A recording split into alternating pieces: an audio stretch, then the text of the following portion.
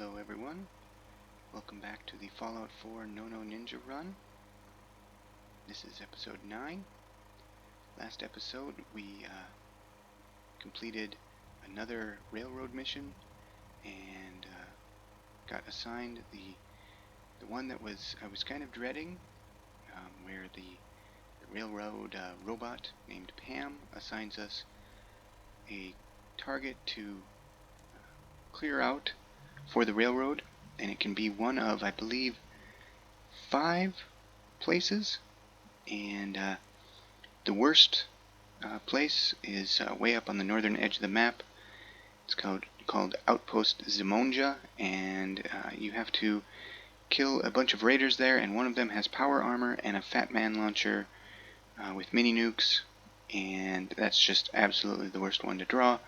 It's the furthest one away, hardest one to get to, and then getting there, it's the hardest one to clear. I did not draw that one, so I was very happy with that. So now we're going to be heading out to the one I did draw, which is the Sunshine Tidings Co-op. That's a pretty easy one to clear. It's not too bad to get to. It's a bit of a hike, but not terribly dangerous. So at the end of the last video, I was just leaving the headquarters of the railroad, and I decided to make my walk down the waterfront from here down all the way to here. Nothing at all of any sort of import happened. It was very dull and boring, with a bit of sprinting and a bit of crawling and crouching, that sort of thing. But when I did get to back to Hangman's Alley, I realized that I had forgotten, and continued to forget, to build my decontamination arch. I finally had gotten enough fiber optics on my run with Dance and then with Deacon. I was able to build this, and I kept forgetting. So this is going to be my long-term solution to my radiation damage. As you can see, my hit points in the lower left have that little red tick. I will just go ahead and turn this on and walk through it, and instantly that radiation damage is healed. What I like to do is just leave it on and turn off the generator, just because the generator makes noise, and I like a quiet Hangman's Alley. Drink a little bit of water before we head out. That'll heal me up to full, and make sure I don't get thirsty on the way. Now, the path that I'm going to be taking, I'm actually going to continue to avoid trouble, unless it looks like it's something easy, or if there's a legendary or something. But it is broad daylight, so we're going to be kind of stealthy. There's always a random spawn of something here, usually an enemy. In this time it's raiders. They will start heading up the road there, and then there's another random spawn that happens kind of right over here-ish, and it's almost always something that will fight whatever spawns here. And so there's a fight that breaks out here. John from Many a True Nerd calls that area Chaos Junction, and he's not wrong. It is, every time there's something there. This time someone's throwing Molotov cocktails, I can hear, so I'm glad I avoided that. This area, as I've mentioned before, going to be completely safe. You can see down on my little map deal where it says that I'm now heading north, now heading west, kind of northwest. You can see that I've got quest marker ticks already. That is the 4 creatures that I need to kill to clear the Sunshine Tidings Co-op so that the railroad can move in. Oh boy, I almost forgot. I dumped off all my scrap, and when I get to Sunshine Tidings, I'm going to need to build 2 turrets. And I might be able to pick up enough stuff on the way, but just to be safe, I'm going to double back to Hangman's Alley and grab that stuff, because getting there, clearing everything, and then realizing you don't have enough materials to make 2 turrets is really annoying. It's happened to me before, and once again I forgot. And thankfully I remembered before I got too far away from Hangman's Alley. When we get there, those 4 targets are just going to be ghouls. I think at worst it's going to be feral feral ghouls, which is just one step up from the basic feral ghoul. Not much of a problem. Easy to take care of. Now, to make turrets, we need I say it's cogs, circuitry, which I don't have any just plain circuitry, but I have a whole bunch of hot plates, which have circuitry in them. Oil, which I can get from flip lighters. So do I have any? Yeah, I've got 2 gold-plated ones and 14 regular ones. Those also provide steel, which is the S in cogs, and then gears. So we have enough now. Ah, that's right, Deacon. I assigned you here. So while you're since you're here, let's set up a little bit more defense. Some guard posts for you to man. And come on, let me set that down. I like to put one right here because then in a pinch I can just jump over this this wall. I could pick the lock on the door, but I prefer to leave it locked. Something I learned from John at Many a True Nerd, because then the various things that spawn over at well, we'll just call it Chaos Junction, can't get in here because they can't pick a lock. So now I can just hop right over that if I need to. Before I do that, we'll go ahead and assign Deacon to defense. I would assign him to food because someone's going to need to be a farmer, but I've got plans for who's going to do that for me. Deacon has the best weaponry of the people that I'll be assigning, at least anytime in the near future, to Hangman's Alley, so I will have him be my defensive specialist. I apologize for the little bit of kind of having to double back, but at least it saved me having to come all the way back for the circuitry, oil, gears, and steel that I will need to build my 2 turrets. And that's it. That's all I'll need to do there. I kill 4 ghouls, and I'll also kill a couple of rad roaches that happen to be there. Wouldn't have to, but might as well. And set up 2 turrets, and that's all the railroad wants. They're good after that. They have an NPC for the railroad that shows up named the Caretaker, who's very nervous and Alpha Wild Mongrel. How is he not just... There's danger, and I don't have nearly enough action points to make this work. Okay, we need to... I had forgotten he was there, and I sprinted myself out of action points, so we need to drink a Nuka-Cola, get 50 action points back right away, and then... So, I hit him once, but my action points are coming back really fast. Well, I hit him pretty hard, apparently. I had forgotten, I guess I kind of thought by this time he would be in his little spot that he kind of hides in down over there, but I guess not. That's right, now he's out of the way, and we can continue on.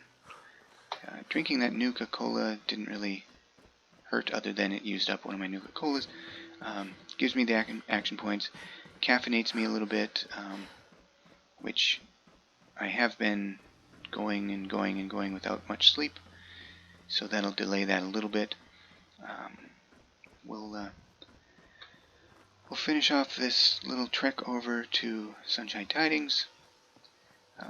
Going to grab a little bit more experience in a skill book in a nearby area and that sort of thing, but Then we'll head back to the railroad to get the one final quest that we'll need to do to get our ballistic weave, which is going to be of vital importance. There shouldn't be a whole lot of excitement between here and Sunshine Tidings. Mikey and Moss, it's a fun random encounter that is not dangerous. They'll just sit here and have a conversation about what makes a sandwich. You can't just put something between two pieces of bread and claim it's a sandwich. I mean, I think you can. I'm on Team Moss here.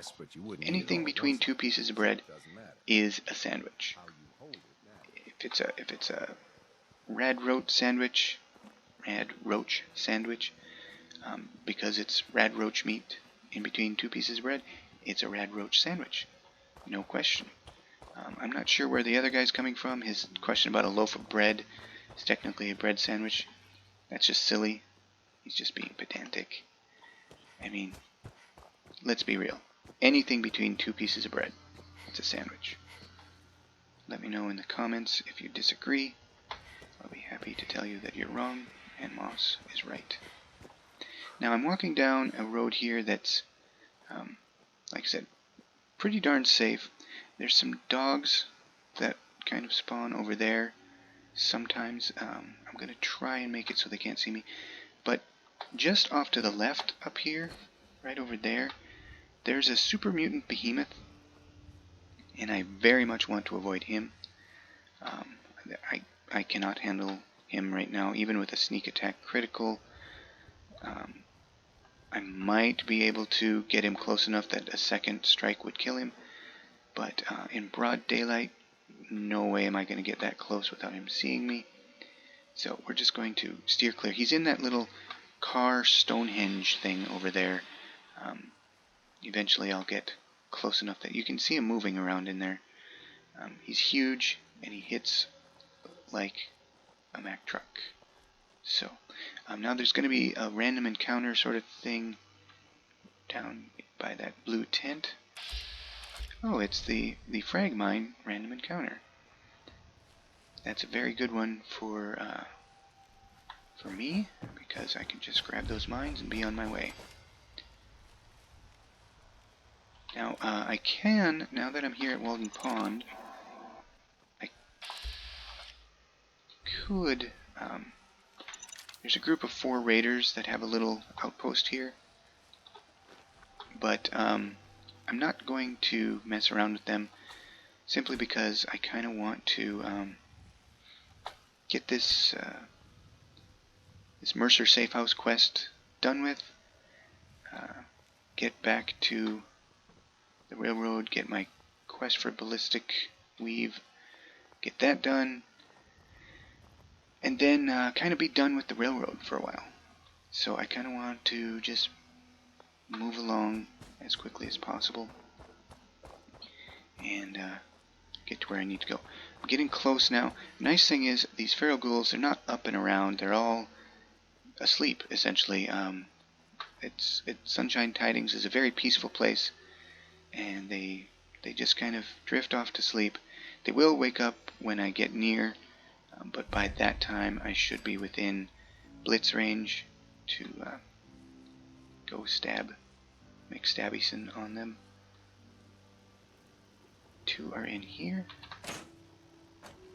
Yeah, he's getting up. He's a roamer. He's dead. And he already got up, but it's just a feral. Just a basic feral. And so no trouble there. Nothing good on them. Move right on to the next place. The thing that just detected me, by the way, is the rad roach that's in here.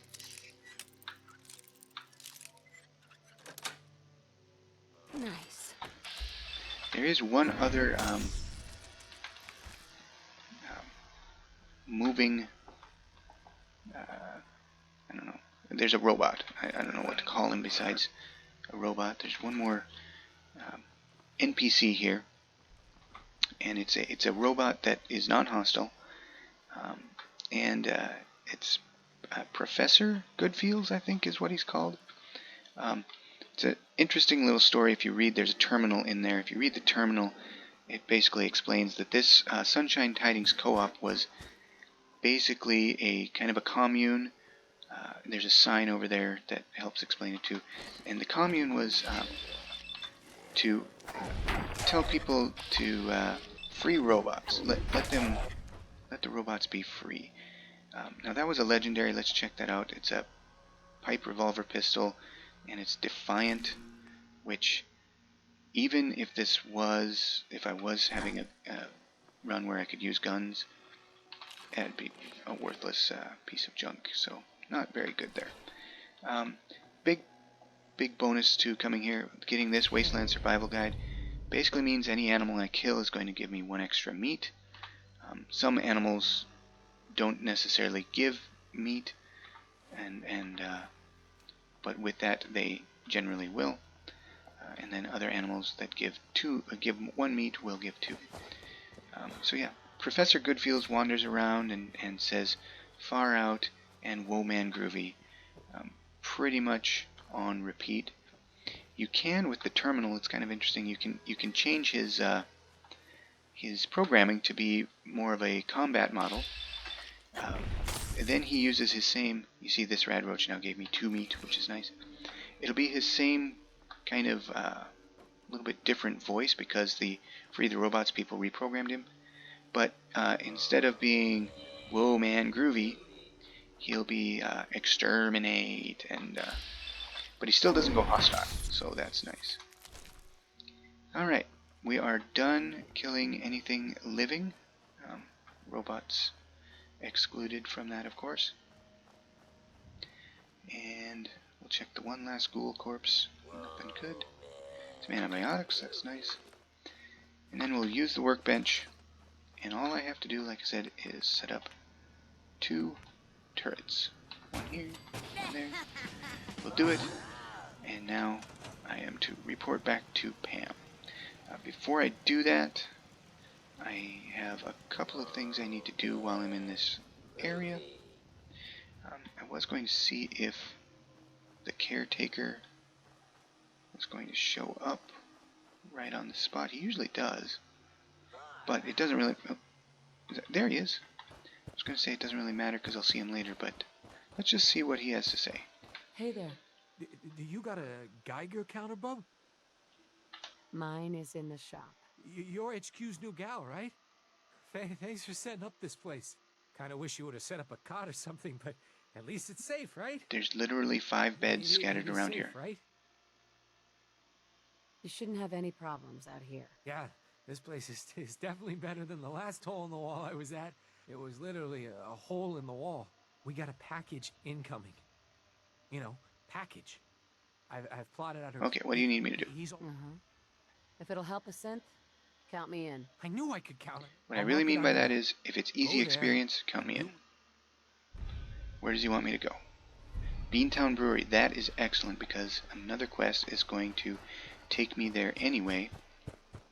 And yeah, I'm going to be taking care of that regardless. So that's a great one for me to get. I'm getting lucky with the random locations. First, Sunshine Tidings, and not Outpost Zamanja, and then that. Now, where I'm headed is this old church here. There's a raider camp just on the other side of that elevated highway, and it's just chock full of raiders and dogs and turrets, and I want nothing to do with it. If I was a sniper build, I might, try and pick them up. First, I'm just going to go ahead and kill some cows here. Hello, cow. Oh my. I am not doing very good damage at all. Thankfully, cows don't fight back. But, yeah, this one I'm hidden, so I'll get a sneak attack. Which, there you see the value of ninja and sneak attacks in general. Rather than having to swing 5 or 6 times at a cow that knew I was there, I killed that one in 1 hit. But, as I was saying, the raiders over there, I want nothing to do with them, but what they're guarding, to get in there, there's a nice skill book that I want in there.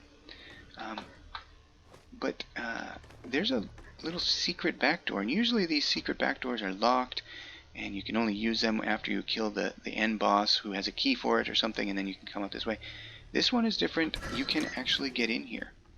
And so you can kind of skip all that business out on the front end and just come straight in through the back end, which is super nice. We're going to just hop over there. Now, there is a room right here with 2 turrets and 2 raiders, but the turrets don't really sense me until I get really close.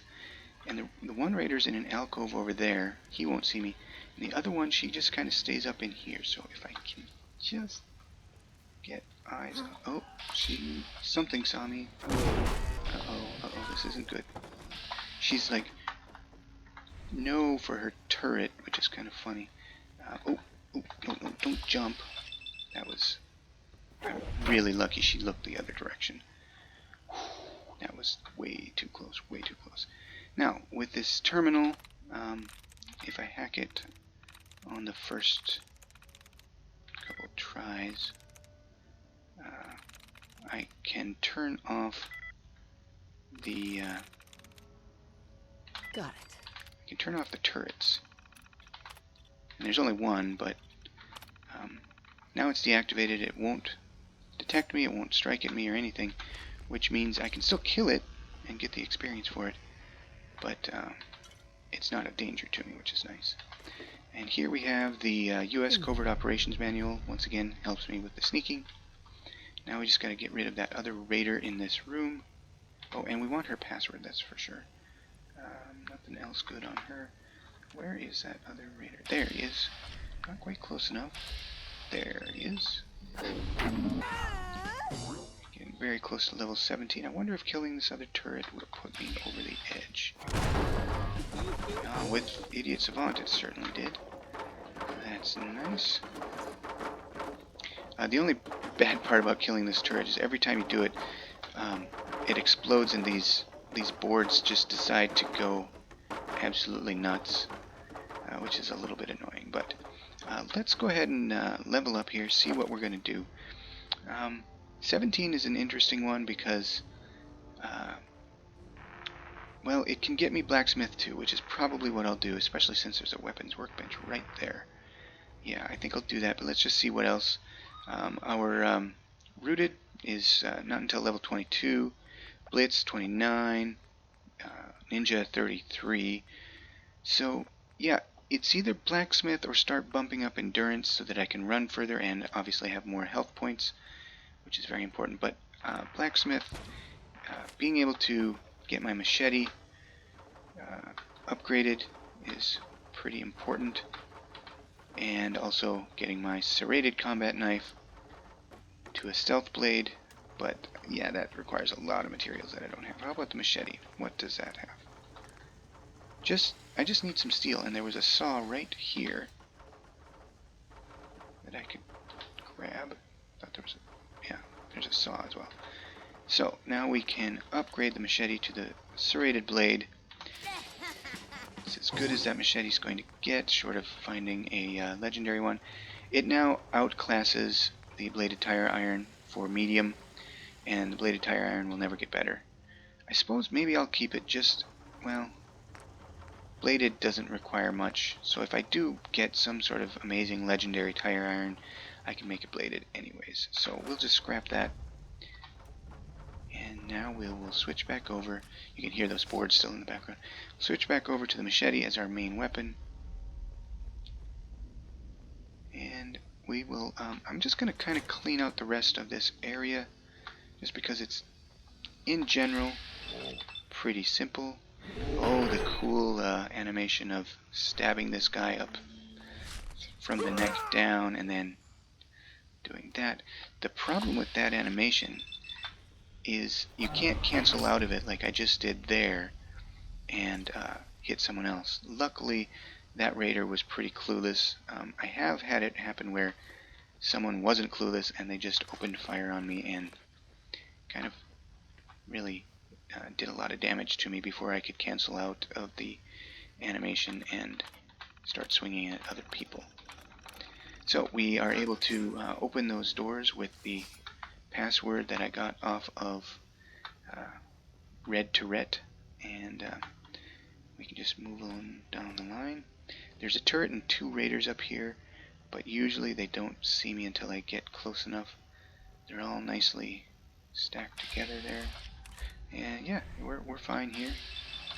There we go. And we'll do the scum next. And then the turret. And good as gold there. Nothing coming up there. And yeah, we'll just kind of continue on. Once again, just gonna go ahead and turn off the radio and do the whiskey and the whiskey. And off we go. Disarm some of those. There's usually something up here, but I think it's pretty useless. This would be the door that I could exit, this would be the door that I would come in if I went through all those raiders and turrets and dogs that I mentioned that I want to avoid. So normally you'd be coming down this way, which would be tougher also to get to that turret and all of that sort of thing. So I think I'm going to stop right now, and we'll wait until the next episode to finish clearing out the federal ration stockpile and head back to the railroad. Thanks for watching, and I hope to see you in the next one.